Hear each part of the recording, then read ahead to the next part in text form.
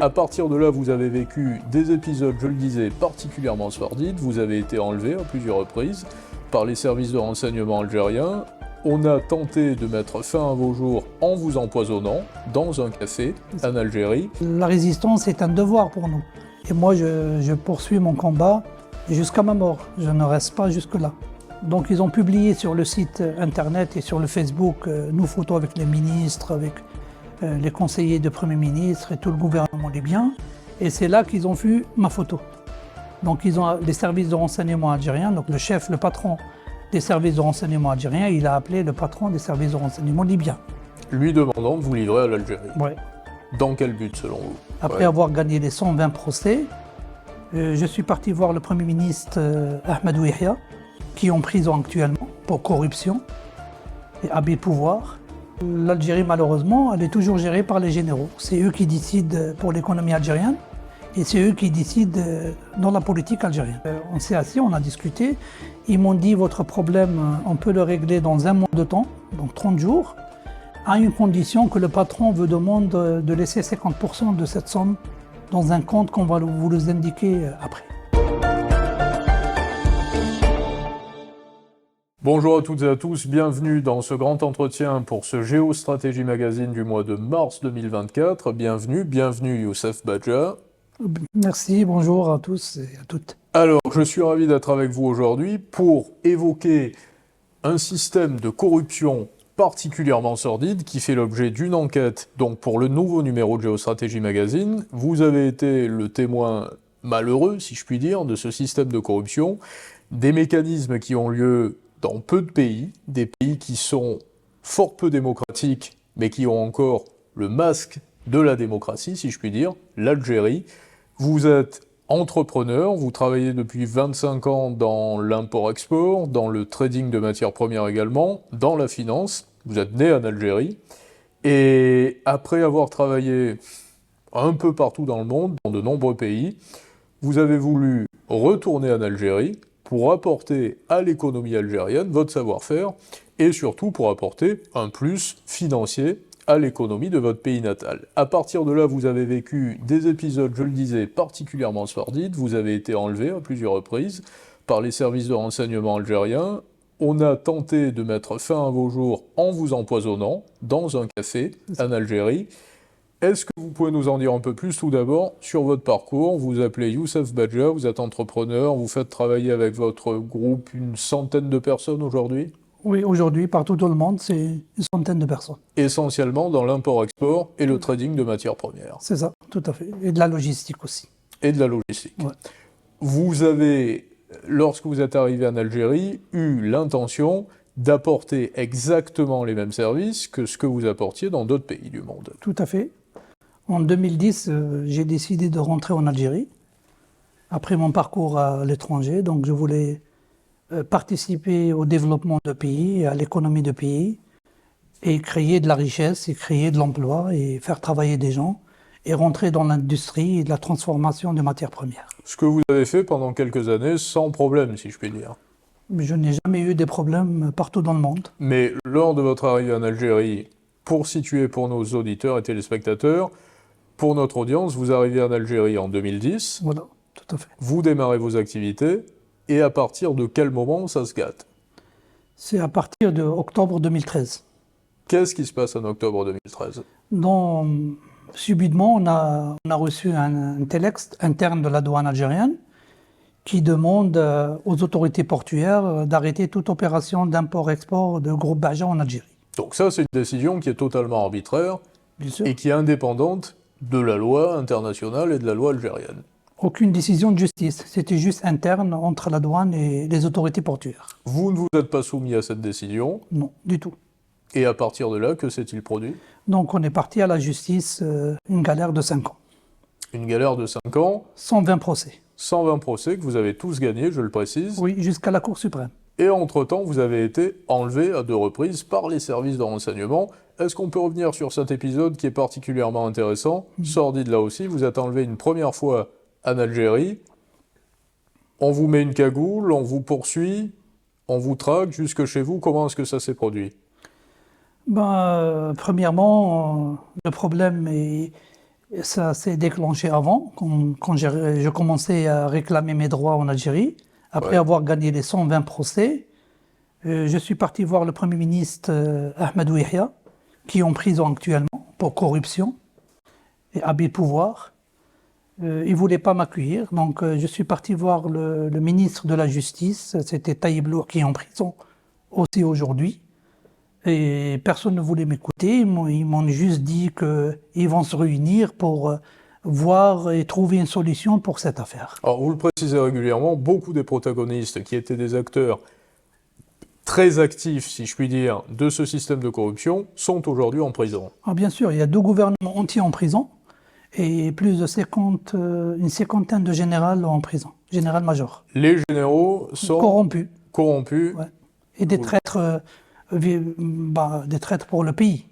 Alors, lors de la préparation de cet entretien, vous nous avez précisé que l'Algérie est gouvernée par les généraux, en termes de business. Concrètement, dans les affaires, il y a un général qui contrôle tel secteur d'activité, un autre général, dites-vous, qui contrôle tel autre secteur d'activité. Je confirme ce que je dis. L'Algérie, malheureusement, elle est toujours gérée par les généraux. C'est eux qui décident pour l'économie algérienne et c'est eux qui décident dans la politique algérienne. Donc, comment s'est déroulé votre premier enlèvement ? Donc, je rentrais de mon travail, normal, l'habitude, je rentrais chez moi, je descends de ma voiture. Donc, il y a 2 voitures qui sont arrivées. Une, il y avait 3 personnes, la deuxième, il y avait 4 personnes. Les 3 personnes, ils sont présentées. Bonjour, monsieur Badja. J'ai dit bonjour. Ils m'ont dit c'est de la sécurité de l'État. J'ai dit oui, qu'est-ce que vous voulez de moi? Donc, ils m'ont dit est-ce que vous pouvez nous suivre? Donc, j'ai demandé à un de ces 3 de s'identifier, me montrer sa carte ou son badge de... Et là, il vous montre un talkie-walkie. Il me sort un talkie-walkie, il me dit voilà la preuve. Et là, j'ai rigolé, j'ai dit mais ça, c'est pas une preuve. Alors, le deuxième, il m'a pris par derrière, il m'a insulté. Il m'a brusqué à monter dans la voiture. Après, ils m'ont baissé ma tête, ils m'ont couvert, ils m'ont pris. Alors, ça n'est pas une preuve parce qu'à ce moment-là, vous leur demandez s'ils se présentent comme étant de la police algérienne ou des services de renseignement. De service de renseignement algérien. Parce qu'il là, m'a dit on est de la service. Il m'a pas dit que j'en ai de la police. Il m'a dit on est de service algérien, service de sécurité algérien. Il vous emmène dans une salle, on vous interroge pendant toute la nuit et on vous ramène chez vous à 5h du matin. 8h. Et on vous pose pendant cet interrogatoire de 8 heures, de toute une nuit, des questions pour le moins absurdes, c'est-à-dire qu'on vous demande votre lieu de naissance, votre nom, qui vous êtes, et lorsque vous répondez « je suis né à Oran », on vous dit « non, vous n'êtes pas né à Oran ». Vous êtes né à un autre wilaya, donc un autre département. Vous êtes né dans un autre département. Donc je ne comprenais plus ma mère où elle m'a inscrit. Donc les questions sont absurdes, on vous ramène à 5 heures du matin chez vous, on vous fait signer un papier à la sortie de l'interrogatoire stipulant que vous ne devez pas parler de cet interrogatoire. C'est ça. À qui que ce soit. Combien de temps après ce premier événement tragique a lieu le second événement du même ordre? Puisque vous avez été enlevé une seconde fois. Oui. C'était après 1 mois et demi. 1 mois et demi après. Oui. C'était la même chose, je sortirais de la maison. Donc ils sont venus par voiture et ils m'ont demandé de rentrer. Cette fois, ils ne m'ont pas brusqué. Ils m'ont monté à la voiture. On est en quelle année à ce moment-là? 2018. 2018. Toujours 2018. Donc ça fait 7 ans que vous êtes retourné en Algérie. Et ça fait combien d'années que vous travaillez en Algérie? Depuis 2010. Depuis 2010. Ouais. Quel a été l'événement majeur pour que la situation se dégrade autant? Qu'est-ce qui s'est passé avant cette dégringolade, si je puis dire?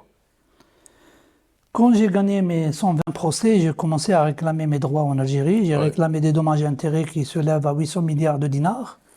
Donc là, je voyais que des blocages partout. Personne ne voulait écouter. Et j'avais 120 procès dans mes mains qui ne me servent à rien du tout, en fait. Je suis toujours blacklisté dans la liste noire des fraudeurs algériens. Donc, même gain de cause, et je suis toujours dans cette liste, malheureusement. Donc, après... Et on a tenté de vous corrompre? Ah, bien sûr. Vous racontez la scène, c'est très intéressant, dans un café ou dans un hôtel? Non, j'étais dans un lobby à l'hôtel. À l'hôtel. Donc, il y avait deux personnes qui sont venues, ils sont présentées. On est des services de renseignement algériens, donc on travaille chez le général Béchir Tartak, qui est en prison aujourd'hui aussi. Qui est également en prison. Voilà. Donc ils m'ont demandé est-ce qu'ils peuvent s'asseoir. Moi j'ai dit volontiers, vous pouvez prendre place. Donc on s'est assis, on a discuté. Ils m'ont dit votre problème, on peut le régler dans 1 mois de temps, donc 30 jours, à une condition que le patron vous demande de laisser 50% de cette somme dans un compte qu'on va vous les indiquer après. Vous avez refusé. Oui, bien sûr, tout à fait normal. Moi, j'accepte pas ça. Je suis pas quelqu'un qui paie de la corruption en Algérie. Donc c'est à partir de là, parce que vous n'avez pas accepté de vous soumettre à la corruption, Voilà. que les services de renseignement algériens ont commencé, donc premièrement, à vous enlever, on le citait précédemment, 2 enlèvements, et même à tenter de vous empoisonner. Vous avez été poursuivi, on a repéré le café dans lequel vous preniez votre café matinal, si je puis dire, ou votre petit déjeuner, et à partir de là, on a corrompu le cafetier de mettre de la morora dans votre café. Est-ce que vous pouvez nous raconter cet épisode tragique? Je prenais ma voiture le matin, toujours, je prenais toujours mon café dans le même café, à 9h du matin, Ouais. avant de partir au travail. Et là, j'ai pris mon café, j'ai bu mon café, et après j'ai payé, je suis sorti, j'ai pris la voiture. Et après, quand j'ai pris la voiture, j'ai senti que j'ai mal au ventre. Donc, les douleurs, ça commençait à augmenter un peu. Et après, je ne peux plus. Donc, je suis sorti de la voiture, je suis tombé. Et c'est là qu'ils sont venus des individus, ils m'ont ramené à l'hôpital. Donc vous vous êtes retrouvé à l'hôpital, on a procédé à ce moment-là à un lavage d'estomac. Oui, tout à fait. Vous avez mis combien de temps à vous en remettre? 3 jours. 3 jours. Donc on a tenté de vous empoisonner. Vous avez peur pour votre vie, vous avez peur pour la vie de vos enfants, vous êtes père de famille, vous êtes marié à ce moment-là. Vous prenez la décision de quitter l'Algérie par rapport à cette peur? Ah oui, tout à fait, parce que là même la justice ne peut pas me protéger, donc j'avais peur. Je suis parti déjà déposer plainte au niveau du parquet d'Alger, donc je suis parti chez le procureur principal. J'ai déposé plainte et le procureur général, il m'a demandé de quitter son bureau. Il m'a dit que j'ai 3 enfants et je prends pas le risque dans votre affaire. Donc ça veut dire que le procureur, sans être corrompu, est assailli, si je puis dire, par la terreur, par la peur qui est amenée par le gouvernement algérien et par des milices et par les généraux, et même le procureur algérien refuse de prendre une plainte. Bien sûr.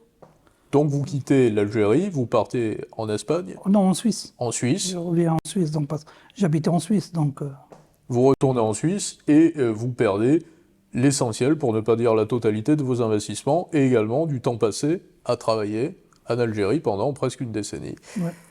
Vous tentez de vous reconstruire une vie et une activité, de poursuivre votre activité en Libye.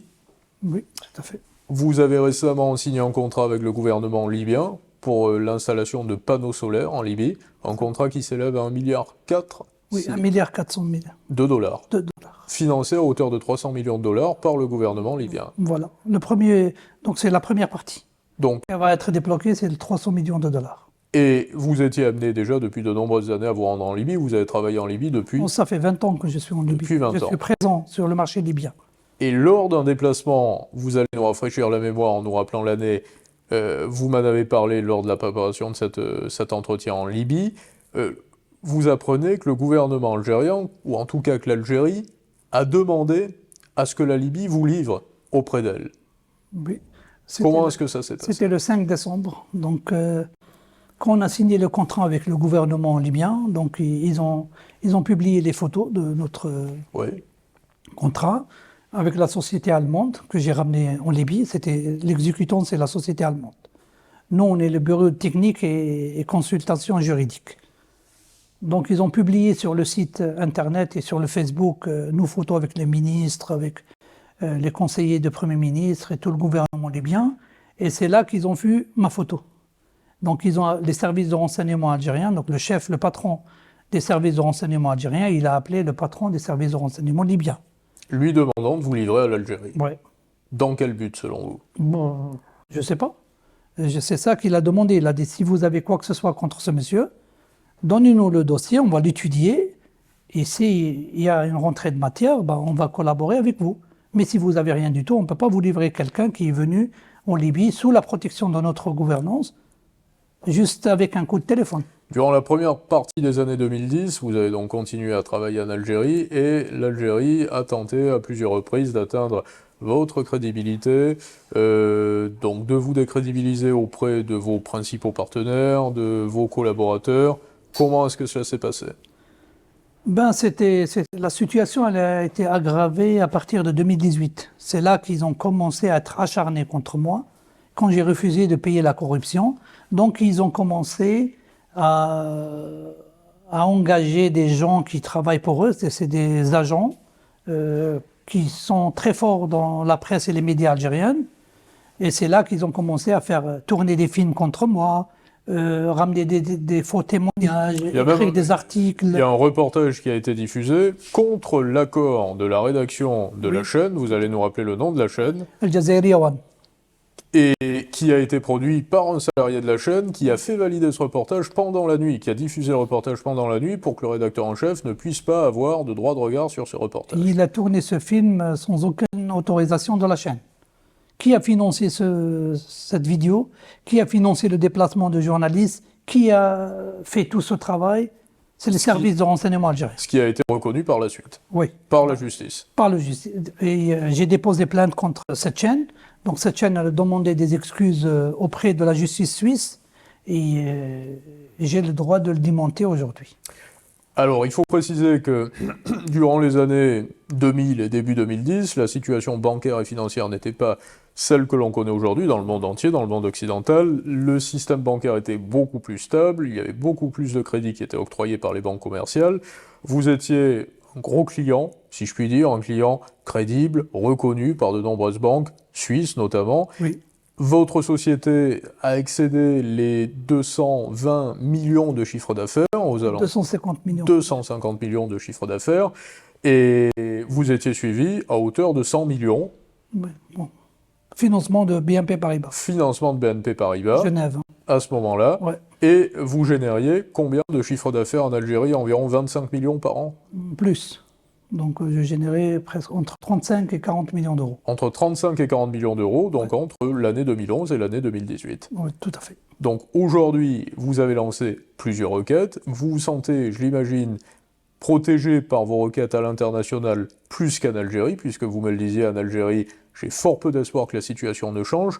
À combien estimez-vous la perte que vous avez connue par rapport à aux conséquences de cette corruption? Ce qu'on réclame aujourd'hui devant la justice internationale, donc l'arbitrage international, c'est 360 millions d'euros à l'État algérien. Aujourd'hui, on réclame ça. Il y a une part de dommages, il y a une part qui est estimée par rapport à ce que vous avez perdu. Voilà, chiffre d'affaires plus les dommages qui ont été subis à ma personne. Vous vous sentez protégé par la communauté internationale? Pour l'instant, tant qu'on est en Europe, on ne risque rien. Tant que je voyage dans les pays arabes, je risque. Donc maintenant, ils ont tenté en Libye. Ils ont même corrompu des commerçants libyens. Donc ils sont rentrés en contact avec des commerçants libyens qui travaillent avec moi. Ils ont proposé de l'argent, de la marchandise gratuite de l'Algérie, l'humanité en Algérie, et plus ils les ont invités en Algérie pour être accueillis par le président lui-même. Ça, c'est grave. Alors la situation dont on parle effectivement est très grave, on parle de corruption d'un État, d'un grand État comme l'Algérie. Est-ce que c'est de notoriété publique? Est-ce que la population algérienne est au courant de ces mécanismes? Oui, bien sûr, mais le peuple ne peut rien faire. C'est pour ça qu'il faut toujours des gens qui puissent faire face à ces problèmes. Vous avez des exemples de personnes ou de groupes, de sociétés qui se sont retrouvés dans des situations, sinon exactement les mêmes, mais semblables à la vôtre? Les gens qui ont subi ces problèmes, il y a des gens qui parlent, il y a des gens qui ne parlent pas, et il y a des gens qui sont déjà en prison, et il y a des gens qui ne peuvent rien dire parce qu'ils ont peur, pour eux, pour sa famille, pour... Certains se sont battus, certains ont eu gain de cause? Oui, il y en a des gens, mais ils sont à l'extérieur, pas en Algérie. Personne en Algérie va gagner contre ce gouvernement. C'est-à-dire que c'est la communauté internationale, ce sont des pays comme la Suisse, les États-Unis, l'Angleterre, qui peuvent venir en aide d'entrepreneurs, de sociétés, de personnes, de groupes qui sont mis à mal par la corruption algérienne. Tout à fait d'accord. Parce qu'en Algérie, malheureusement, même si vous avez la preuve que j'ai 120 procès, donc 120 jugements, mais je n'arrive pas à les exécuter en Algérie. C'est ça le problème. Qui va exécuter? Donc on le disait, il y a une situation qui est plus tendancieuse en Libye, parce que vous avez entrepris là-bas également, et parce que c'est un pays arabe, et parce que l'Algérie a déjà demandé à la Libye de vous rendre donc au service de renseignement algérien. Vous allez retourner en Libye durant les semaines à venir? Pour l'instant, je ne pense pas. Vous vous êtes senti littéralement traqué en Libye? Ah bien sûr, parce qu'ils sont pas arrêtés jusque-là, parce qu'ils sont partis très loin. Donc, quand ils ont contacté les personnes, les commerçants que je travaille avec eux, ils ont proposé plusieurs choses. Et la contrepartie, c'était juste me ramener en Tunisie, à Tripoli, en Turquie, pour qu'ils puissent me kidnapper mini directement. On peut revenir sur cet épisode. Vous avez des noms, vous avez des... Bon, on a 5 témoignages et le consulat il a envoyé 3 personnes de Tripoli. Donc, 2 personnes, une personne, ils l'ont arrêté, les services de renseignement de Benghazi, et 2 personnes, ils ont pris la fuite. Donc, ils ont déjà un témoin vivant, et j'ai 5 témoignages de citoyens libyens que les services de renseignement algériens, ils ont pris contact avec eux pour livrer M. Badja ou le ramener dans un endroit précis et indiquer juste l'adresse et partir. Merci Youssef Badja. Donc c'est une affaire naturellement que nous allons suivre de très près. À Géostratégie Magazine, nous avons une enquête qui est publiée dans le numéro en kiosque actuellement, que l'on retrouve donc partout en France, dans une partie de l'Europe, au Luxembourg, en Suisse. Merci de nous avoir suivis et je ne peux que vous souhaiter naturellement bonne chance pour la suite sur le plan juridique, personnel et concernant vos affaires, et saluer également votre résilience puisque vous avez continué à entreprendre malgré une situation particulièrement déstabilisante. Ben, quand l'injustice elle devient droit, donc on doit manifester. La résistance est un devoir pour nous. Et moi, je poursuis mon combat jusqu'à ma mort. Je ne reste pas jusque-là. On va se quitter sur cette belle phrase. Merci à vous de nous avoir suivis et à très bientôt sur Géostratégie Magazine. Merci à vous.